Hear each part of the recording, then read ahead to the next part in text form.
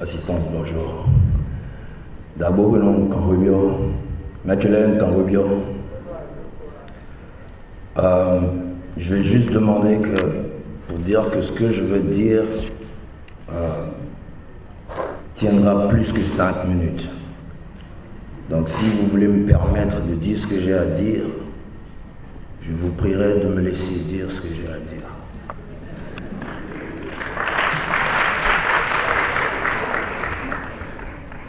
Mon nom c'est Kamal Radji. Je ne dis pas ce nom pour chercher une quelconque attirance. Je dis mon nom comme l'exige mon éducation, qui veut que les hommes se présentent partout où ils ont des choses à dire, mais surtout qu'ils assument leur dire. Je dis aussi ce nom avec tout le poids qu'au fil des années de nos positions nous lui avons donné, espérant qu'il résonne dans des oreilles pour oser la réflexion, pour oser la grande rencontre des peuples et de ce qui définit leur essence.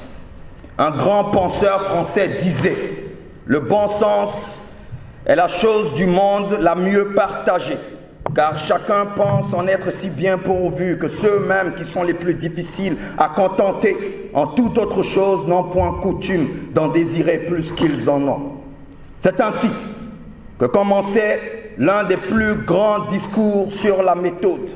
Et nous souhaiterions donc nous inviter à la méthode pour faire honneur à la logique plutôt qu'à l'accusation. Nos mots durs se baseront sur des faits, rien que des faits. En cette époque, cela n'a jamais été aussi clair pour nous. Plus jamais en ce continent, en nos pays, nous laisserions la condescendance impunie. L'homme qui se tient devant vous est un enfant de ses pères, ceux dont il porte le sang, les gènes depuis le commencement et qui ont transporté la mémoire et le souvenir des hommes de ma communauté. Je suis né en Afrique et ce continent est né en moi depuis mes pères, bien avant moi, et par le droit de la terre qui m'a vu naître, je porte l'appartenance à ce continent et c'est par ce continent que je définis mon humanité. Son devenir et son avenir m'importent, car ici, plus que partout, je trouve les miens, leurs cendres et leurs avenirs. Avant d'être un enfant de l'humanité et du monde, je suis d'abord un enfant de l'Afrique et je me projette dans le monde par ce continent. Ceci est devenu conviction, d'autant plus que partout sur la terre des hommes, les autres communautés essayent toujours de me le rappeler. Vous n'êtes pas sans savoir qu'à New York, comme à Paris, c'est selon l'état de notre maison, l'Afrique, et le respect qu'on lui doit, qu'on nous accueille, qu'on nous juge ou qu'on nous pointe du doigt. Nos passeports africains dans tous les aéroports du monde ont toujours été considérés comme l'on considère notre continent, c'est-à-dire en rien. Que nous parlions français, anglais ou chinois, quand vous êtes un Africain, vous l'êtes. Et partout sur la terre des hommes, on vous le fera savoir. Celui qui vous parle a de la bonté humaine qui l'habite, et même dans ce vilain monde fait d'hypocrisie et de lâcheté, porte encore la ferme conviction, volonté de construire un espoir à travers la rencontre des peuples, parce que venant de cultures anciennes qui comprennent définitivement qu'en ce siècle, les peuples peuvent transcender à quelque chose s'ils se parlent sincèrement. Je viens donc d'ici pour dire la vérité, en espérant que même dans des salles comme celle-ci, à des rencontres comme celle-ci, où l'opportunité nous est donnée de rassembler la jeunesse de ce continent et celle du monde, l'on a l'audace d'accepter la vérité. J'aurais souhaité de tout mon cœur que ce soit nos pays qui organisent et financent ce genre de rencontres entre les jeunes du plus grand et le plus riche continent sur Terre, d'une superficie de 33 millions de kilomètres carrés. Bien évidemment, en ce siècle, la jeunesse de ce continent a grand besoin de se rencontrer, d'échanger, de construire au nom de tout ce que nous avons en commun. Elle a besoin de définir son propre narratif et d'être claire avec sa propre vision du monde pour réparer ce monde malade. Je nous le dis, l'Afrique peut réparer le monde si elle assume sa diversité, sa complexité, en puisant dans son riche patrimoine culturel, en s'armant de sagesse et de bienveillance. L'Afrique est capable de proposer une alternative humaine sans pareil, si tant est qu'elle ne singe pas les démons qui cherchent tant à lui imposer leur façon unique de voir le monde. Je viens donc ici parler avec toute la franchise que cette opportunité nous permet, en refusant d'être naïfs. Nous avons conscience que notre vérité dérange. C'est la vérité de ceux que François Fanon appelle les damnés de la terre. Nous savons que notre vérité ne sera jamais vérité, puisque nous n'avons jamais été considérés, ni même élevés à l'échelle de la considération. Dans ce monde, à cette époque de la fin de l'hégémonie occidentale, la vérité n'est pas issue de la logique. La vérité, elle n'est pas le fruit d'un raisonnement scientifique. Dans ce monde, la vérité est blanche. Elle est selon les intérêts du dominant. Il n'y a qu'à voir ce qui se passe en ce moment en Palestine. Mesdames, Mesdemoiselles et Messieurs, jeunes Africains, nous allons nous éviter de longues discussions sans fin, sans action concrète, parce que nous nous retrouvons souvent trop lors de rencontres comme celle-ci, dans des incompréhensions où l'on ne s'avoue pas souvent la logique, et nous pensons qu'il faut que par les mots que je vais assumer au nom du nous puissions crever l'abcès. À la question qui nous a été posée, notre futur, le français, pourquoi faire? Avant de parler de notre futur commun, il nous faudrait peut-être commencer par pacifier les mémoires collectives. Ces mémoires qui ont fait de l'identité africaine un cimetière. Après l'esclavage, la colonisation et à ce jour le néocolonialisme mental, oui, il faut le dire, parce que ces crimes contre l'homme, tout autant différents des uns des autres, ayant chacun un même but, déshumanisé et esclavagisé. Lors de ces crimes, la religion d'ici est devenue et est restée une superstition.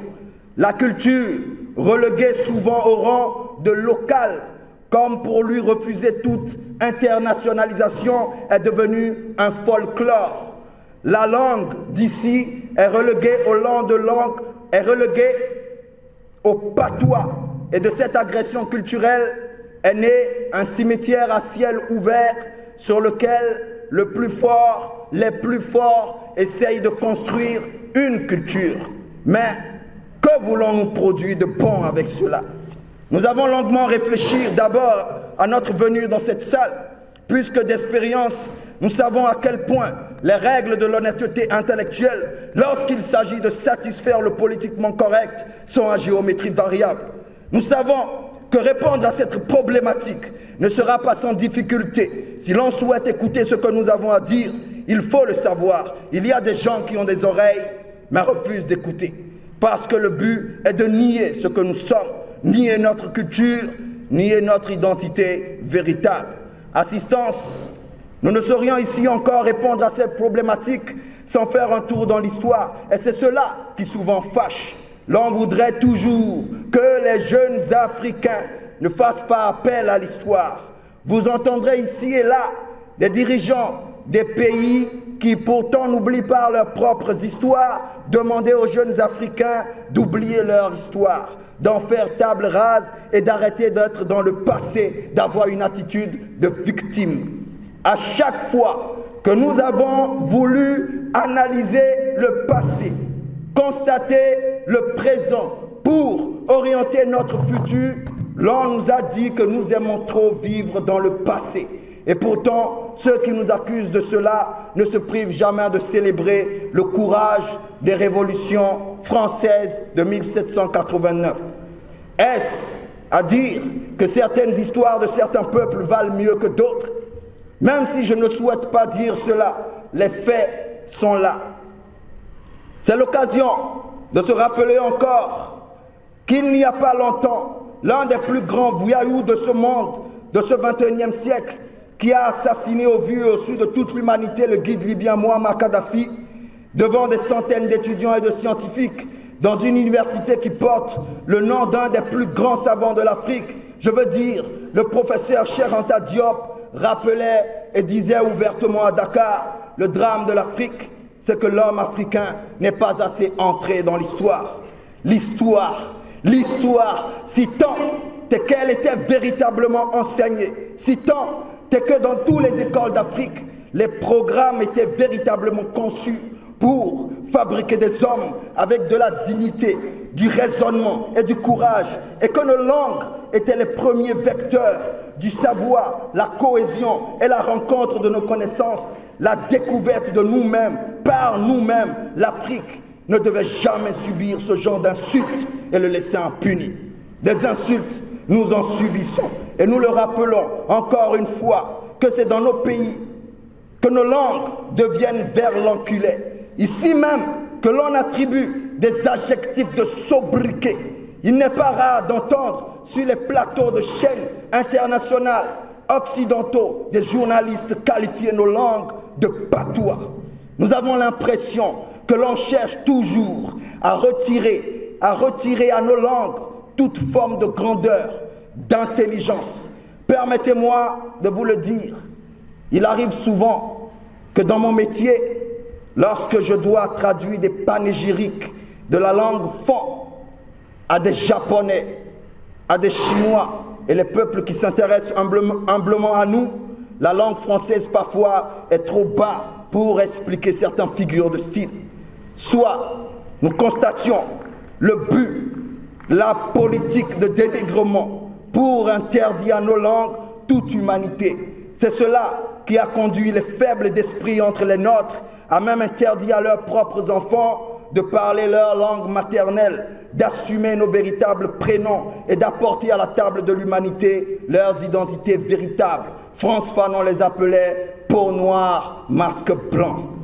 Aujourd'hui encore, à chaque fois que nous, Africains, nous trouvons à l'unanimité des façons de nous entendre sur une langue nationale, il se trouve dans nos pays des organisations dont nous connaissons l'agenda pour financer des colloques afin d'expliquer à nos populations que nous avons tellement de langues qu'en choisir une serait à discriminer les minorités. On se demande bien à qui profite le crime. Combien de fois les Africains vont expliquer au peuple d'Europe que c'est leur vision du français qui devait s'imposer à toute l'Europe. Assistance, c'est l'occasion de nous poser la question de savoir pourquoi nos pays sont dits anglophones et pour la partie qui me concerne francophones, alors que nous savons que 90% de nos populations ne parlent pas ces langues. Avant de rencontrer la langue française, il y avait des langues ici. Il y avait d'autres langues. Permettez-moi de vous dire que depuis que je suis né sur ce continent, j'ai vu des hommes et des femmes parler 6, 7 langues au moins. Je peux vous donner le témoignage d'une femme que je connais personnellement, qui parle la majorité des langues depuis le nord du Ghana jusqu'au nord du Nigeria. Le français, pourquoi faire? Avant de se poser cette question, nous devrons peut-être commencer à reconnaître d'abord que l'Afrique, nos pays, nous devons peut-être les reconnaître, non pas comme des pays seulement francophones, ni anglophones, ni lusophones, mais des pays multilingues. Oui, l'Afrique est multilingue et le français fait partie de nos langues. Et nous devons le dire parce que nos langues ont fait cette rencontre par la violence des peuples. Je me permettrai encore de corriger cette pensée qui veut que telle partie de l'Afrique soit francophone ou autre. L'Afrique est multilingue, répétez-le, l'Afrique est multilingue. Parce que notre vérité, nous parlons français non pas parce que nous l'avons voulu, nous l'ayons choisi. Nous parlons français parce qu'il nous l'a été imposé. Notre rencontre avec la langue française ne s'est pas faite dans la pacification ni par choix. En ce monde, l'on voudrait qu'il y ait des nations civilisées et des nations non civilisées. Et c'est au nom de la civilisation que pour notre malheur, nous, Africains et d'autres, sommes devenus les habitants du tiers-monde, comme l'a si bien défini Alfred Sauvy, c'est-à-dire les pays du Nord et les pays du Sud. Pour vous résumer cela, Ce qui vous dit qu'il y a d'autres personnes qui sont en haut, au ciel, et d'autres qui sont en bas, en enfer. L'on ne pourrait s'étonner de cette classification judéo-chrétienne du monde venant de l'Occident, car la nature, en définissant la forme de notre planète, n'a pas fait des pays en haut et des pays en bas. Alors, de quel droit certains se placent-ils au-dessus des autres? La Terre n'est-elle plus ronde?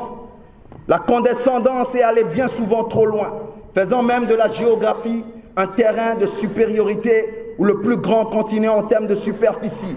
Je veux parler de l'Afrique et de ses 33 millions de kilomètres carrés est réduite à un minuscule plan sur la carte du monde. La géographie, avant même l'histoire, devient le premier instrument de falsification de la vérité au service d'une idéologie de domination permanente.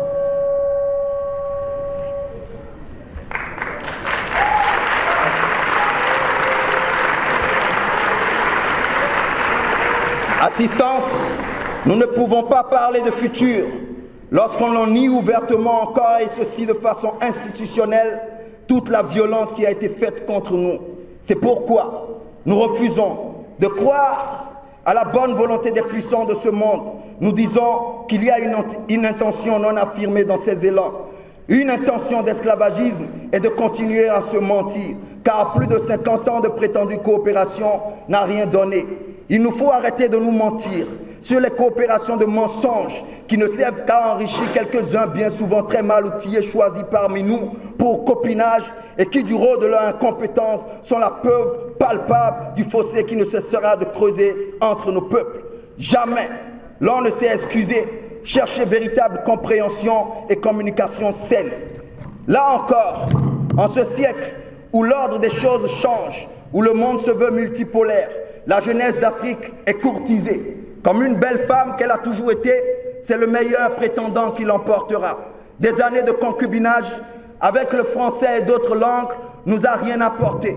Nous, jeunes Africains de ce siècle, nous voyons le monde tel qu'il nous souhaitons découdre avec tous les instruments qui veulent faire de nous des caisses de résonance. Nous disons haut et fort en français que nous n'avons aucune honte à aller à Saint-Pétersbourg, à Téhéran, à Istanbul, à Pékin, participer à la grande rencontre des savoirs et des opportunités. Et où nos pères, ou si Paris nous menace de son visa, nous attendons le jour pour lui rendre la réciprocité. Nous ne sommes le précaré de personne et vos ennemis idéologiques et institutionnels ne sont pas les nôtres. Nous n'aurions aucun complexe à valoriser de plus en plus des centres culturels africains, chinois, turcs, russes, comme nous avons valorisé pendant longtemps des centres culturels des peuples dits amis. Nous nous rendons compte que nous parlons français, mais que la France ne parle pas notre langage, car son discours de pacifier la mémoire n'est pas clair. Nous disons que nous n'attendons plus rien d'elle et qu'à la moindre occasion, nous n'hésiterons pas à parler le langage de ceux qui nous proposent le respect. L'Afrique, par les Africains, est en marche. Cette marche est la suite logique d'une roue qui tourne, car personne ne peut empêcher la roue de tourner. La roue se brisera et c'est dans l'ordre logique des choses. Je vous remercie.